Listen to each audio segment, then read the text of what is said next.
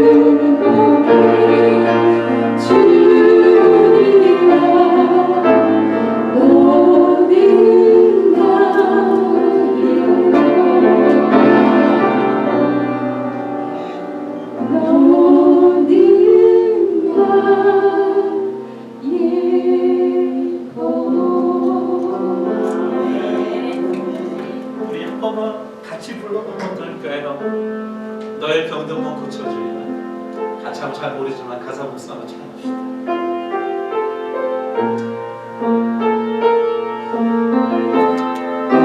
하나님이 터치하시는 예수님이 터치하시는 여러분 부모님에게 자녀에게 자신을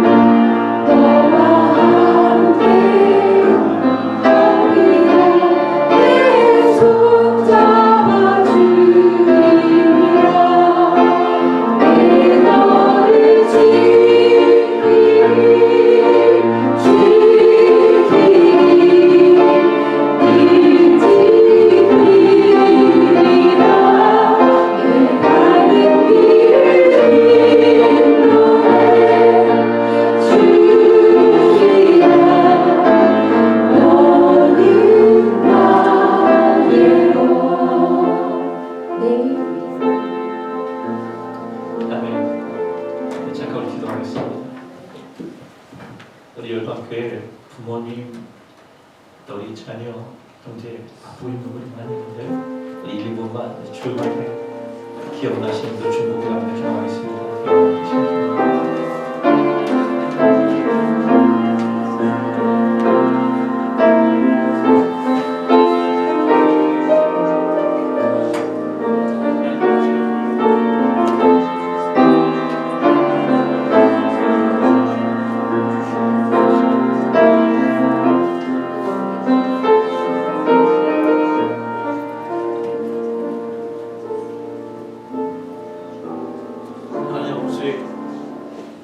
저희 부모님들을 주님의 손에 올려드립니다.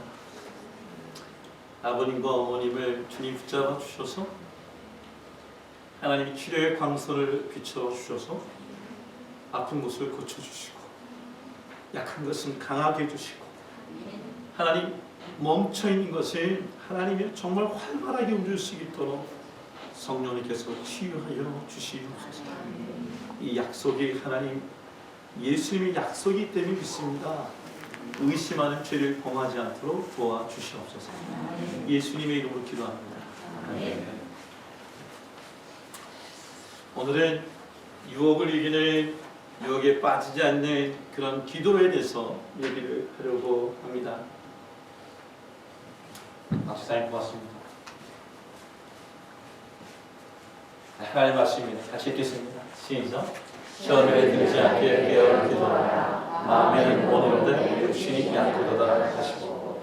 우리는 약속을 들으면요 믿어야 되는데, 확신해야 되는데, 의심하지 말아야 되는데 그 약속을 의심할 때가 있어요.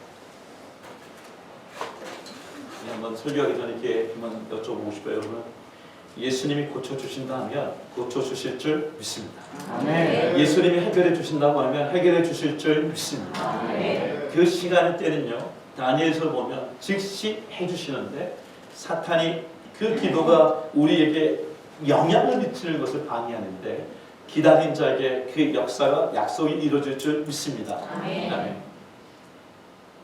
이 시험은 뭐냐? 좀 더 정확하게 얘기하면 영어로 이것은 테스트가 아니라 템프테이션이에요. 유혹입니다.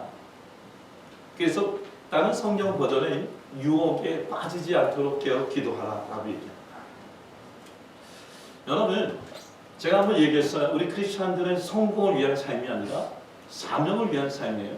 그러니까 나의 사명이에요. 내가 살고 있는 모든 일들이 하나님의 미션인 거예요. 이게 믿어질 때 어떠냐? 내가 사는 것, 네가 가지고 있는 학교에서 일하는 것, 공부하는 것, 공부가 뭐예요? 선교의 개념이 되는 거예요. 내가 일하는 게 선교고요. 선교라는 것은 뭘 선교하라? 그게 미션인 거예요. 하나님 주신 사명이에요. 존 파이퍼 모습을 한마디 더 이런 얘기를 해요. 근데 이 유혹이라는 게 뭐냐? 이 유혹은 오늘 우리가 쓰러지고 죄 짓고 이 문제가 아니라는 거예요. 이 유혹이 오면 어떤 일이 생기냐면 하나님의 우리에게 주신 사명이 무너진다는 거예요. 파괴된다는 거예요. 우리를 통하여 하나님의 일들이 멈추게 된다는 거예요. 그래서 우리는 유혹이 들지 않도록 깨어 기도한다는 것은 뭐냐면 우리 개인적인 일도 있지만 하나님의 이 사명을 이루고자 하는 사명가로서 하나님이 이것을 막아야 된다는 것들이에요. 여러분, 공부하는 사람에게 사명이 뭘까요? 주한 형제, 공부하는 자에게 제일 중요한 사명이 뭐예요? 학생의 사명이 뭐예요? 열심히, 더 크게 열심히 공부하는 거. 주한 형제가 아이비리그를 준비하고 있다고 제가 물어봤어요. 아니요. 일단 그렇게 들었는데. 그게 있었어요. 여러분 생각해 보세요. 의사의 사명이 뭘까요? 치료는 치료하는 거. 군인의 사명은 뭘까요? 나라를 지키고. 파수꾼의 사명은 뭐예요? 깨어서 그래서 비상사태를 알려주는 거예요. 어떻게 간증한 거니까 얘기하면 김진영 전사님이 영주권을 받고 나서 되게 좋아하는데 어떻게 사명 이렇게 간증하는데 그런 얘기를 하는 거예요. 인터뷰하는데 영주권 인터뷰가 다 떨어질 줄 알았대요. 떨어질 줄 알고 갔대. 이유가 뭐냐 그랬더니 뭐라 그러면 이런 겁니다. 설교하는 게. 그래서 거기 있는 심사관이 인사하면서 혹시 당신은 감옥에 간 적이 있어요? 감옥에 잡힌 적이 있습니까? 라고 물어봤대요. 그러니까 웨스트가 아니라 어웨스트라는 단어를 물어봤대요. 근데 전도사님 그게 요새 좀 평안하냐? 레스트하냐?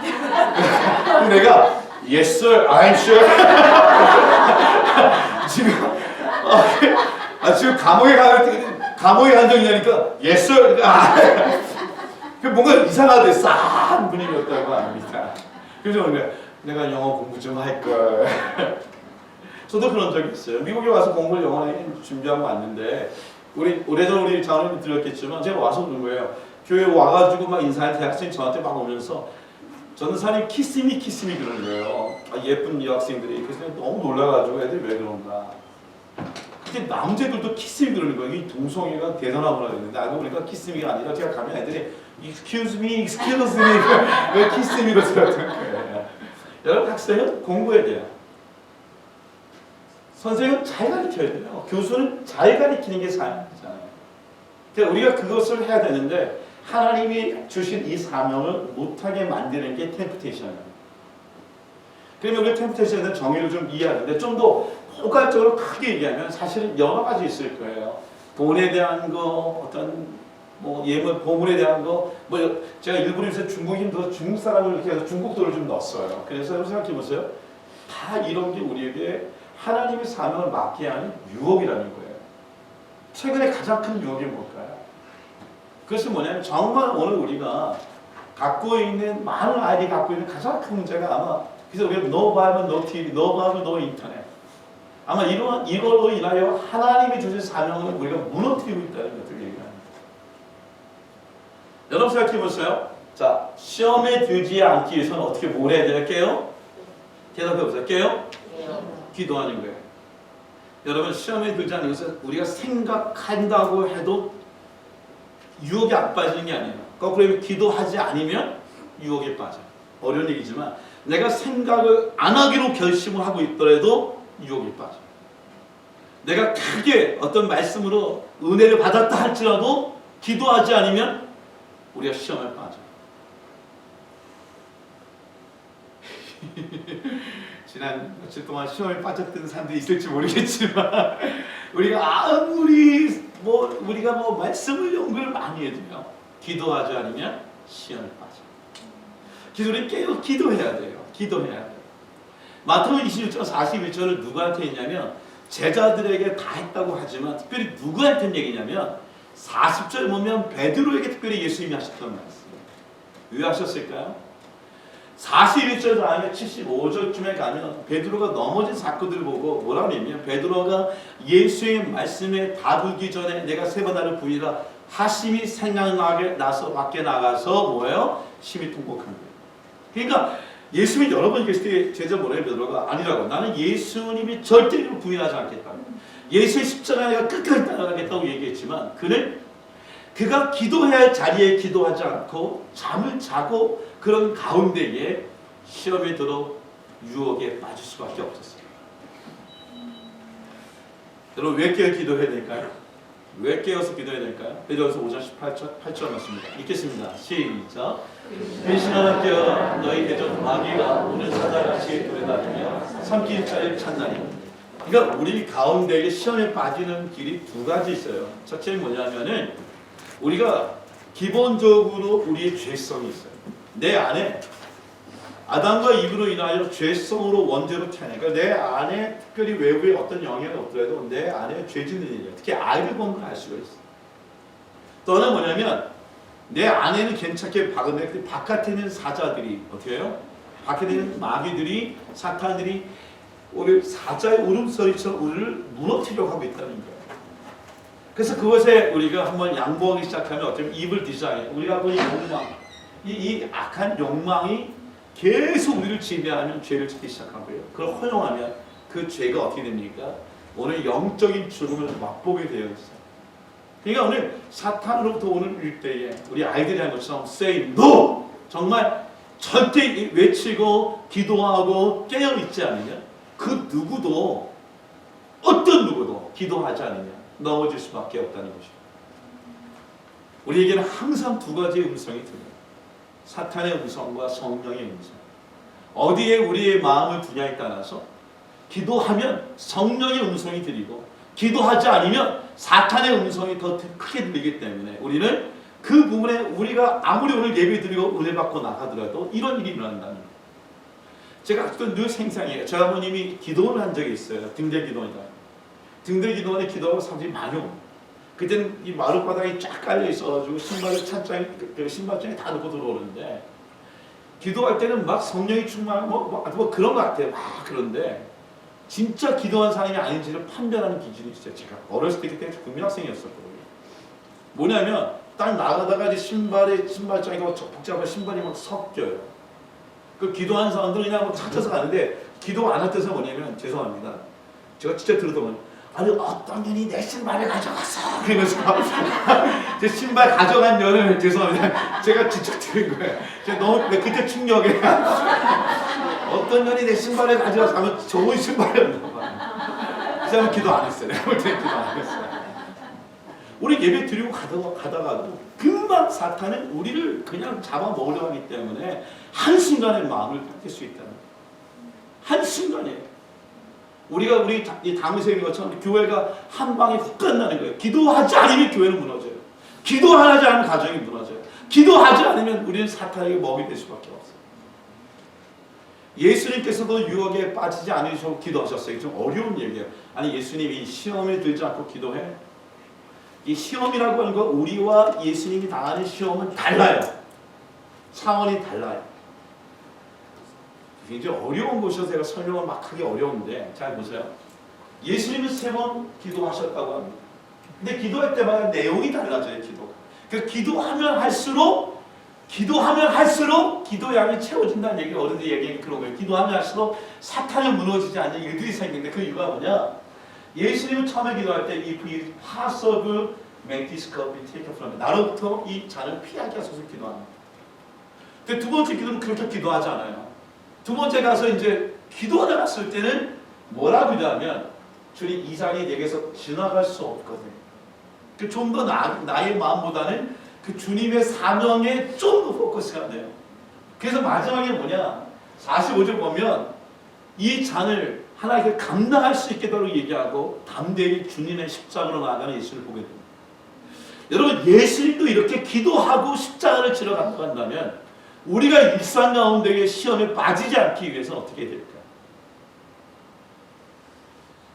사실은 이 예수님의 기도를 보면서 생각해보면 패션 오브 크라이스트 영화를 볼 수 생각할 수 있어요. 이 영화의 첫 장면이 뭔지 기억나십니까? 영화의 첫 장면.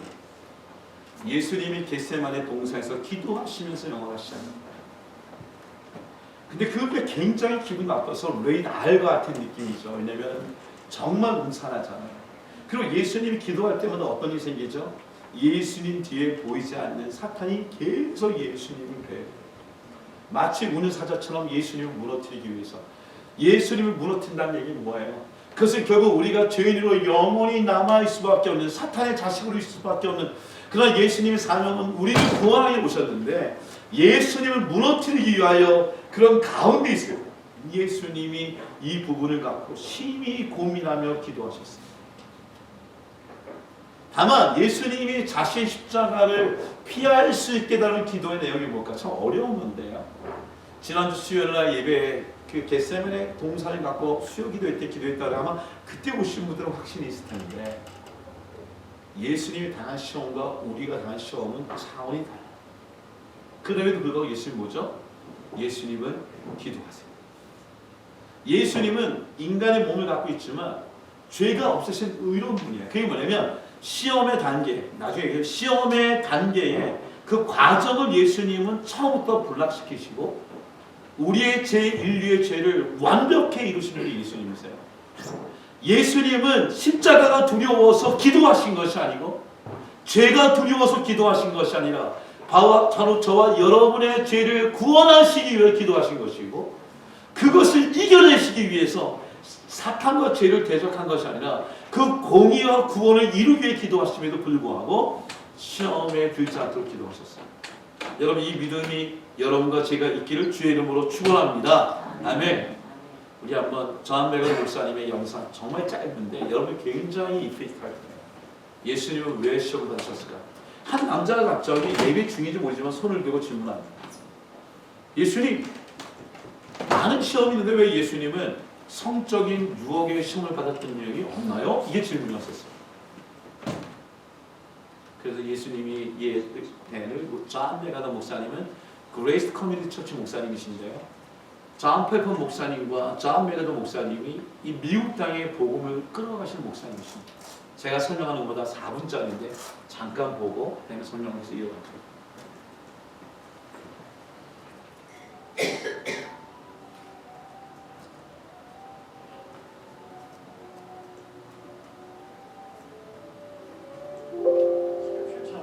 That Christ experienced everything that we would experience as a human, was tempted in every way. Why do you suppose that Scripture does not give us an example of how he overcame and resisted sexual temptation? Yeah, I think you have to look at it this way. Christ was tempted in every way that we are tempted. That's what it says. In all points tempted like as we are. But that doesn't necessarily mean that every kind of temptation. I think the all points is really more chronological. He was tempted the way a child is tempted. He was tempted the way an adolescent is tempted. He was tempted the way a young man is tempted, which would encompass some of those things. He was certainly exposed to that. In fact, in his life there were many times when he was spending time with the worst of people, with the people who were the dark side of society, and that is why the Pharisees accused him of being with drunks and sinners, meaning prostitutes and thieves and lowlifes and all of that. So he would not have been completely impervious to that kind of life and those kinds of people. But what you have to understand about Christ that's so different from us is that at some point when we are tempted, we experience the process of temptation. I don't believe he ever experienced the process of temptation. I think the door was literally barred and shut. I think the temptation came, but it never even had a foothold. So there's no discussion of some kind of internal battle going on with him on any level of temptation. The only time we see him agonizing in a temptation is in the garden. And that is the only real agony in a struggle. And people say, well, in that prayer, he's saying, you know, if you will, Father, let this cup pass from me. Is there any way to avoid the cross? That, if it can be understood this way, was not so much a solicitation from sin as a solicitation from righteousness. In other words, the battle for Christ at that point was that he was so completely consumed by righteousness and holiness that he could not imagine himself ever being in any way connected to sin. And here he was about to be literally the sin bearer. He did not become a sinner, but he bore the fury of God over sin. So I think when you see a battle in his life, that's the only biblical battle you see. And it's not a battle fighting against sin. It's a battle fighting for righteousness. Because there was no way that he could even conceive of having a connection to sin. So in his life, when it says he was in all points tempted, it means it came at him, but it never found any foothold in him at all. And the only time there was a battle, just to sum it up, he was clinging totally and completely to holiness and virtue and righteousness, and couldn't imagine anything other than that. Okay? Thank you. Good question. 우리는 무엇 때문에 시험을 당하지 않도록 기도하고 있습니다. 예수님은 죄가 없으세요. 유혹을 당하지 않으심에도 불구하고 시험을 이길 수 있도록 간절히 기도하셨어요. 여러분 생각해보세요. 유혹에 빠지지 않는 기도가 어떤 기도일까요? 제가 파트너라는 단어를 썼는데 습관을 따라 기도하는 일이 우리에게 필요합니다. 잘 보세요. 성경 한번 읽읍시다. 자, 시작. 예수께서 나가서 습관을 따라 감람산에 가심에 유혹에 빠지지 않게 기도하라. 습관을 따라 감람산에 가셨어요. 예수님은 감람산에 가셨어요. 사실은 마태, 마가, 누가복음에 이 똑같은 얘기가 있는데 이 얘기를 누가복음에 적혀 있어요. 누가복음에 있는 누가 자체가 메디컬 닥터잖아요. 그러니까 이 닥터가 좀 더 예리하게 예수님을 관찰한 이야기들이 누가복음에 자세히 되어 있는데 예수님을 보니까 그분이 습관을 영어로 as usual이라는 단어를 쓰고 있는데 늘 시간이 되시면 기도하셨던 것을 보게 되었어요. 여러분 보세요. 예수님과 제자들의 기도가 어떻게 달랐을까요? 예수님이 기도한 것과 우리의 기도가 어떻게 다를까요? 쉽게 얘기하면 예수님은 시험을 당하기 전에 기도하고 우리 같은 경우는 시험을 당하고 난 다음에 기도하는 것들을 보게 되는 것 같아요. 우리가 시험을 당하고 나서야 건강을 위해서 기도하고 시험을 당하서야지만 자녀들을 위해서 기도하고 시험을 당하고 나서 나의 영적인 죄를 기도하는 것을 우리가 보지 않습니까? 마태복음에는 14장에 있는 그 사건을 한번 돌아보면 예수님 무리를 다 흩어버리시고 산에 올라 기도하시고 새벽 밀매에 기도하시고 모든 일을 기도로 자기 생애에 시험 들지 않도록 기도하셨어요. 마태복음 예를 들면 이 베드로 같은 경우에는 그가 시험에 빠지고 나서야 그때 crying out 주님 우리를 구원해 주셔서 이렇게 기도하는 패턴을 가고 있다는 것이죠. 저와 여러분은 어떻게 기도할까요? 첫째 생각하지 말고 기도해야 유혹에 빠지지 않습니다. 우리가 아무리 우주의 결단을 하고 생각해도 유혹에 빠질 수가 있어요. 두 번째, 시험을 받기 전에 기도해야 합니다. 우리가 시험을 받은 다음에 기도할 때는 어떻게 보면 많은 부분에 후회되는 부분이 많아요. 예수님은 항상 기도로 자기가 다가올 일들을 위하여 기도하셨습니다. 겟세마네 동산을 보면 항상 기도처에 가까운 부분에 예수님이 준비되어 있는 것을 보게 돼요. 예를 성전에 가서 사역을 하십니다. 낮에 가서 병들들을 고쳐요. 그리고 바리새와 사두개가 변론을 합니다. 근데 이 성전을 중심으로 해서 오른쪽에는 골고다 언덕이 있고 그리고 흰놈의 골짜기가 있는데 이 오른쪽에 보면 성전의 이 왼편을 보면 이 감람산이 있는데요. 이 감람산을 중심으로 해서 나눠지게 기도는 골짜기입니다. 이 골짜기 건너가면 이 감람산 전체 안에 조그만 동산이 있는데 바로 성전과 제일 가까운 곳에 기도처를 마련해 놓으시고 그리고 그는 시시때때로 습관적으로 기도하시면서 자신에게 하나님이 주신 사명을 감당하기 위해 준비하셨다고 얘기합니다. 이게 감람산에서 겟세마네 바라본 예루살렘의 모습인데요. 두 번째 예수님 기도할 때 어떻게 되냐? 땀방울이 핏방울대로 기도하셨습니다. 너무나 잘하는데 기도하시는데 간절히 힘쓰고 애써서 기도하시는데 이 간절히 기도는 뭐냐면 more earnestly 내 안에 있는 이 속에 있는 모든 감정까지 다 내려놓으신 거예요. 두려우면 두렵다고, 걱정이 걱정이라고, 내가 흔들리고 있다 흔들리다 얘기하시면서 땀방울이 핏방울이 되도록 기도하셨어요. 이것도 표현합니다. 이것도 누가가 표현을 합니다. 예수께서 땅이 떨어졌을 때 핏방울같이 기도하셨다. 여러분 이렇게 기도해 본 적 있으세요? 내가 늘 어떤 일을 만나기 전에 습관을 기도하고 정말 땀방울 핏방울로 아주 어니스트리한 기도해 본 적이 있습니까? 제가 일부 예배 때 질문했던 질문인데 제가 좀 바꿨어요. 일부 예배 설교를 하서 좀 오해가 아니 자신이 없어져가지고 다음에 공통점이 뭘까요? 밥 먹기 전 기도, 잠자기 전 기도, 설거지하면서 기도, 가로치고 운전하면서 기도. 이 기도의 공통점이 뭘까요? 네? 무슨 기도? 제가 못 들어가지고. 네? 조수정 목사님 기도? 그러면 안 되지. 답이 틀리잖아요. 지금 우리 이브에 시험 가기 전에 하는 기도? 습관. 네네. 잠깐만 죄송합니다. 제가 다 빨리 얘기할게요. 완전 주관적인 겁니다. 유혹을 이길 수 없는 기도. 죄송합니다. 이게 아닐 수 있어요. 예를 들면 혹시 밥 먹, 저희 오늘 밥 줘서 감사합니다. 요 기도 수준으로 유혹을 이길 수 있을까요? 자기 전에 미나야 오늘 이렇게 미나에게 아무 일 이렇게 오나 기도하고 그럼 이런 말에 유혹이 없을까요?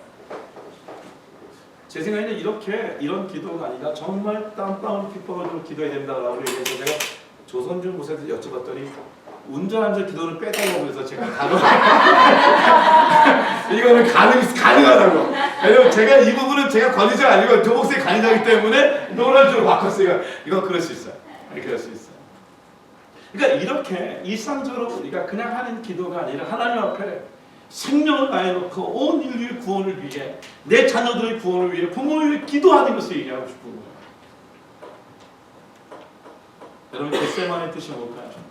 원래 겟세마네 뜻은 올리브 플러스한 뜻이에요. 그건 뭐냐면 올리브 압착해. 올리브는 기름을 짜는 곳이에요. 그러니까 그곳은 기름틀이 있는 곳이에요. 감나한 전체에 기름을 트는 곳이었어요. 그건 뭘 의미하냐? 기도할 때 마치 기름을 짜서 하는 것처럼 내가 땀방울이 핏방울이 되도록 기도할 때 시험을 이길 수 있다는 것을 상징으로 얘기하고 싶은 거죠. 오해하지 마십시오.